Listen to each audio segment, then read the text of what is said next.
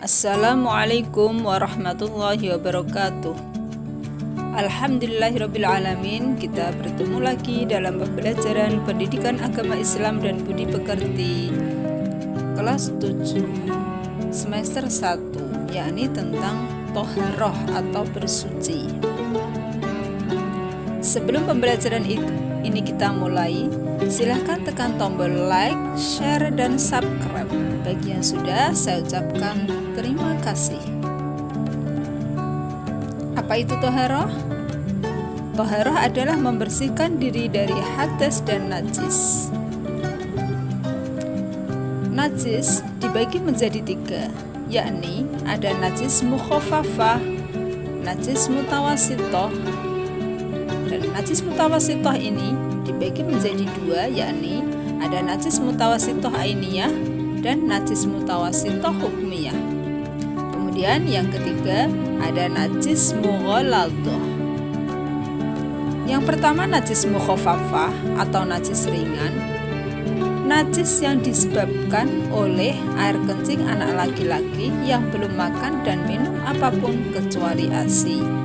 Sedangkan cara mensucikannya cukup dipercikan air saja kemudian dilap. Yang kedua ada najis mutawasitoh atau najis sedang. Najis ini dibagi menjadi 2, yakni yang pertama najis mutawasitoh ainiyah, contohnya darah, kotoran manusia atau hewan, nanah, bangkai, dan arak. Adapun cara mensucikannya dengan cara menghilangkan bau, rasa, dan jenisnya. Kemudian yang kedua ada najis mutawasitoh hukmiyah. Najis mutawasitoh hukmiyah ini adalah najis yang tidak bisa dilihat rupanya, tidak berbau, dan tidak ada rasa. Contohnya air kencing bayi yang telah mengering. Sedangkan cara mensucikannya cukup dilap dengan air saja sudah cukup. Kemudian yang ketiga ada najis mughaladhah atau najis berat. Adapun penyebab najis mughaladhah ini adalah air liur babi dan anjing. Sedangkan cara mensucikannya yakni dengan menyiram air 7 kali, yang sekali menggunakan debu atau pasir. Setelah kita bahas tentang najis, maka kita akan melanjutkan tentang hadas. Hadas adalah suatu keadaan orang yang telah balik namun tidak suci karena datangnya suatu yang ditetapkan oleh hukum agama sebagai batalnya keadaan suci. Hadas ini dibagi menjadi 2, yakni ada hadas kecil dan hadas besar. Hadas kecil adalah hadas yang dapat disucikan dengan cara wudu atau tayamum. Sedangkan penyebab dari hadas kecil ini adalah keluarnya sesuatu dari kubul dan dubur, bersentuhan kulit langsung antara laki-laki dan perempuan yang bukan muhramnya, kemudian menyentuh kemaluan, hilangnya kesadaran. Ini bisa saja karena tertidur, ngantuk, atau mungkin pingsan. Kemudian berikutnya ada hadas besar.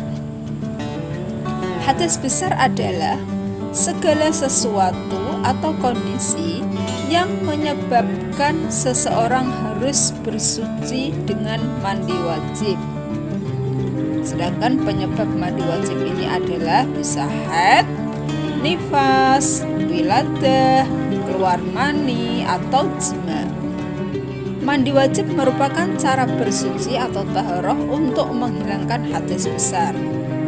Dalam firman Allah Subhanahu wa taala, Quran surat Al-Maidah ayat 6, Bismillahirrahmanirrahim.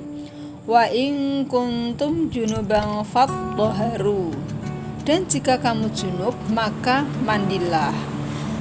Adapun penyebab diharuskannya mandi wajib ini adalah yang pertama, datang bulan atau haid bagi wanita. Kemudian keluarnya darah nifas bagi wanita.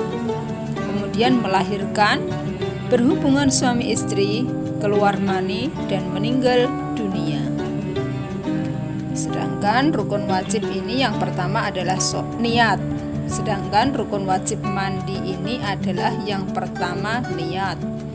Yang kedua, mengalirkan dan membasuh air ke seluruh tubuh.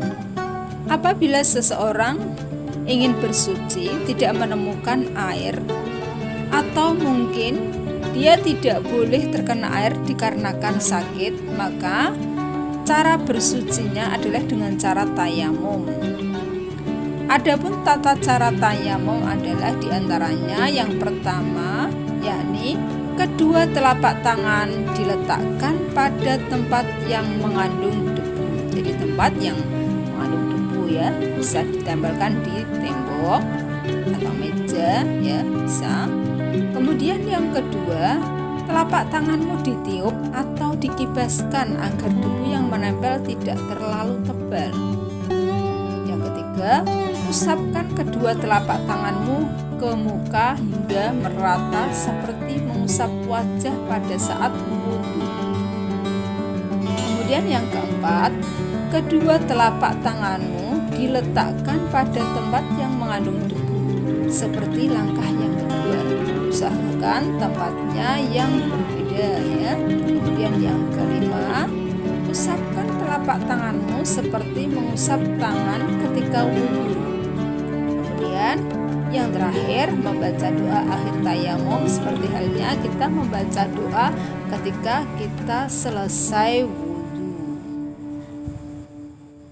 Ada beberapa manfaat taharah dalam kehidupan sehari-hari. Di antaranya, yang pertama, bertaharah mengarahkan setiap muslim untuk selalu menjaga kebersihan dan kesucian. Kemudian yang kedua, akan merasa percaya diri ketika berkumpul dengan orang lain karena badan kita bersih ya. Kemudian yang ketiga, menjaga kebersihan dan kesucian semata-mata karena Allah Subhanahu wa taala dan akan mendapatkan pahala. Demikian tadi pembelajaran tentang bab taharah atau bersuci. Semoga bermanfaat bagi kita semua. Saya akhiri sampai sekian. Usikum wa nafsi bitaqwallah. Wassalamualaikum warahmatullahi wabarakatuh.